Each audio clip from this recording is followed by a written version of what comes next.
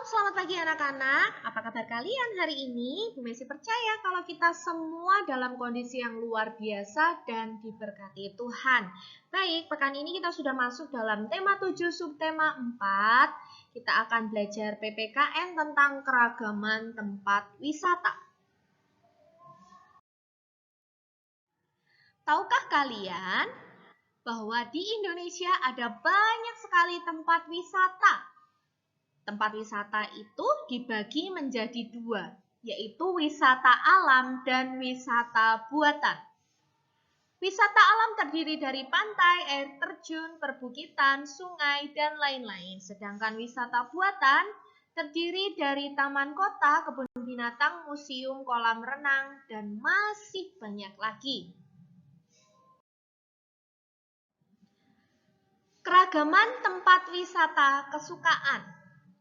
Berbagai macam tempat wisata menyebabkan tempat wisata beragam. Nah, seperti contoh yang sebelumnya tadi ya, di slide sebelumnya dijelaskan ada banyak sekali tempat wisata, baik itu tempat wisata alam dan tempat wisata buatan.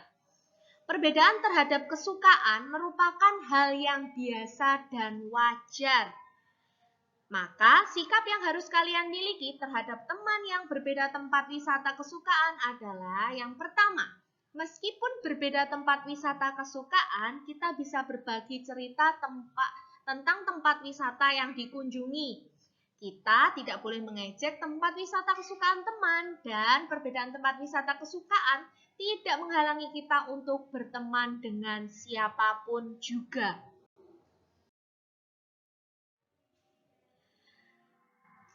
Tempat wisata di Indonesia dikelompokkan sebagai berikut. Yang pertama, ada tempat wisata edukasi atau pendidikan. Contohnya museum, planetarium, kebun binatang, dan masih banyak lagi. Kemudian tempat wisata rekreasi berupa air dan juga pantai. Kalian lihat berbagai tempat wisata asli yang ada di Indonesia. Yang pertama adalah Pulau Komodo. Nah, Pulau Komodo ini merupakan tempat wisata yang berada di sebelah timur Pulau Sumbawa. Taman Nasional Komodo ini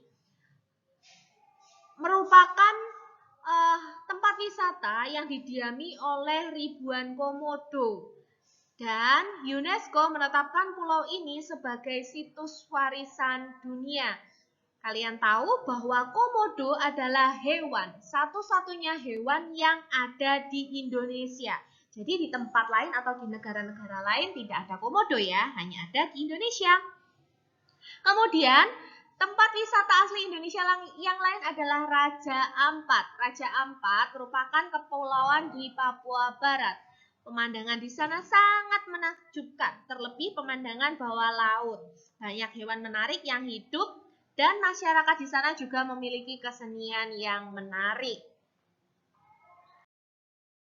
Tempat wisata asli Indonesia selanjutnya adalah Candi Borobudur. Candi Borobudur ini berlokasi di Magelang, Jawa Tengah.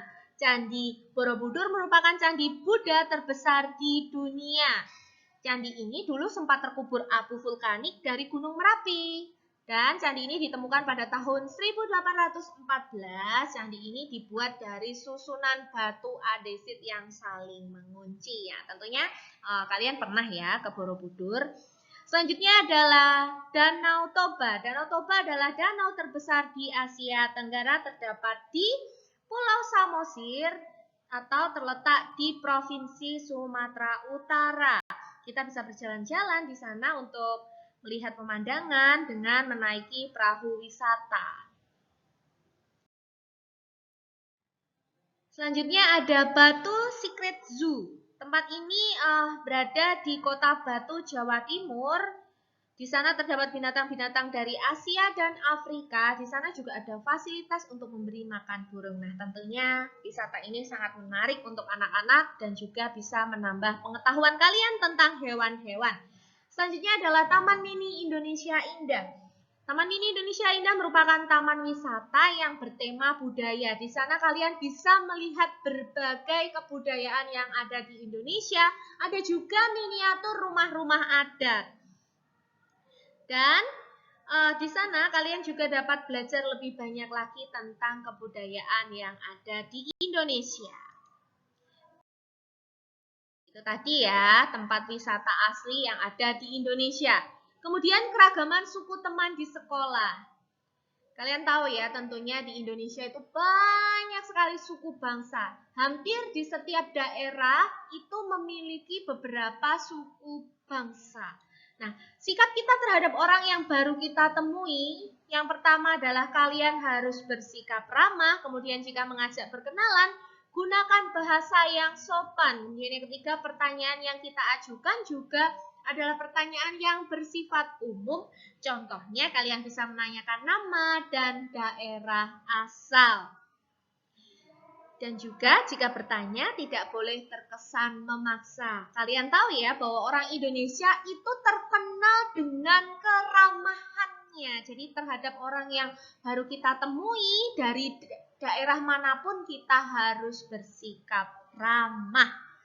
Ada banyak sekali ya suku di Indonesia. Keragaman suku merupakan salah satu kekayaan bangsa Indonesia. Setiap suku di Indonesia ini memiliki kebudayaan yang khas. Misalnya pakaian adat, bahasa daerah, kesenian daerah, adat istiadat, dan masih banyak lagi. Wow, luar biasa sekali ya Indonesia ini.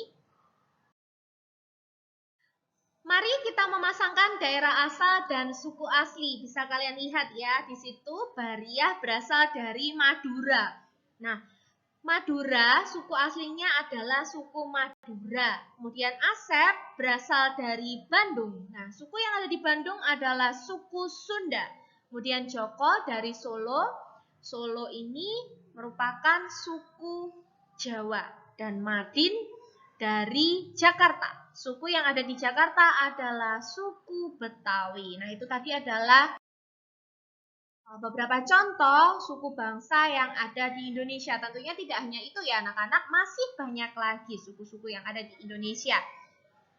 Maka terhadap segala keragaman suku dan budaya di Indonesia, kita harus saling menghormati. Saling menghormati merupakan kunci kerukunan hidup yang menciptakan persatuan.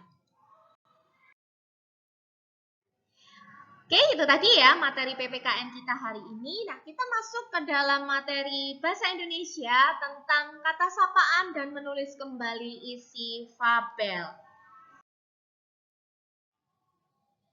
Melengkapi percakapan dengan kata sapaan. Hal yang kalian harus perhatikan adalah yang pertama tentunya kalian baca fabel dengan seksama, kemudian perhatikan dengan seksama percakapan yang rumpang atau yang tidak sesuai atau yang masih belum diisi.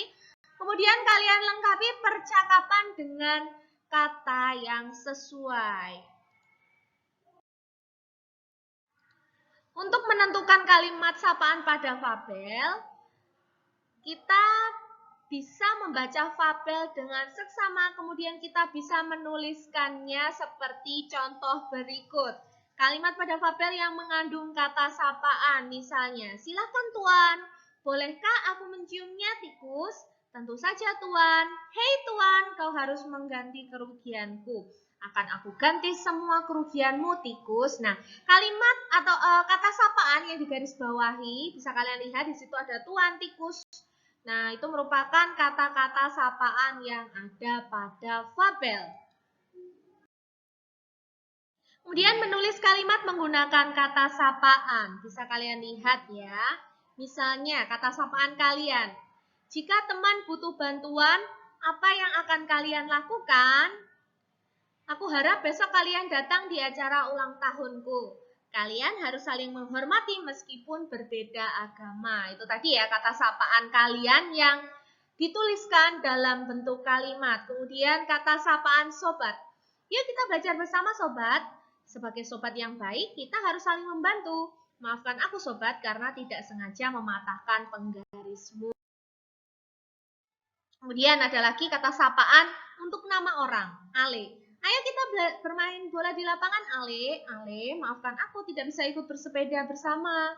Apa kegiatanmu di hari libur besok, Ale? Ada juga kata sapaan kau. Kau tidak boleh mencuri karena perbuatan itu tidak baik. Apa yang sedang kau lakukan? Bagaimana kau bisa mematahkan batang pohon itu? Nah, itu tadi ya kata-kata sapaan yang dituliskan dalam bentuk kalimat. Kemudian membuat percakapan menggunakan kata sapaan. Cara membuat kalimat percakapan sesuai gambar, yaitu yang pertama kalian harus memperhatikan gambar yang disajikan dengan seksama. Kemudian tuliskan kalimat percakapan yang tepat sesuai gambar. Bisa kalian lihat ya pada contoh.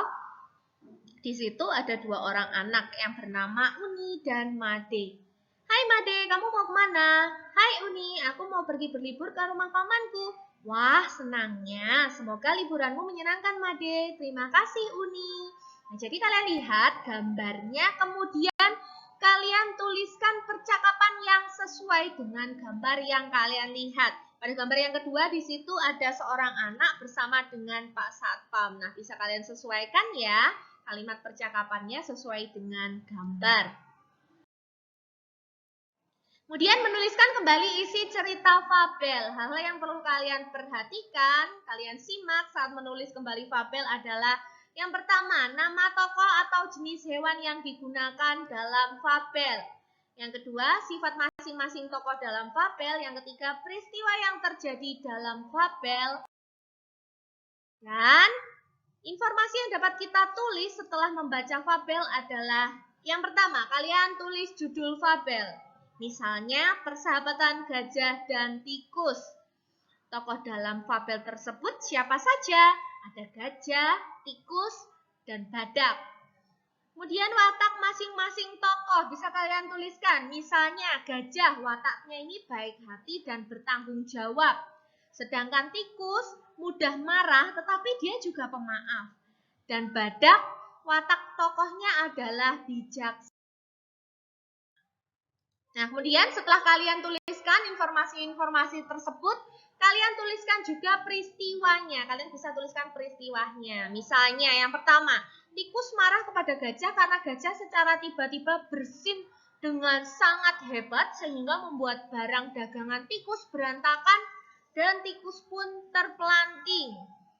Kemudian peristiwa yang kedua, gajah merasa bersalah, tikus meminta ganti rugi kepada gajah.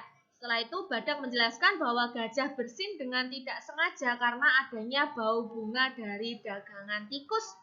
Tikus pun merasa bersalah dan akhirnya tikus dan gajah saling memaafkan. Nah, ini tadi ya, cara-cara menulis kembali cerita dalam fabel. Oke, sekian materi hari ini. Selamat belajar anak-anak. Tuhan memberkati.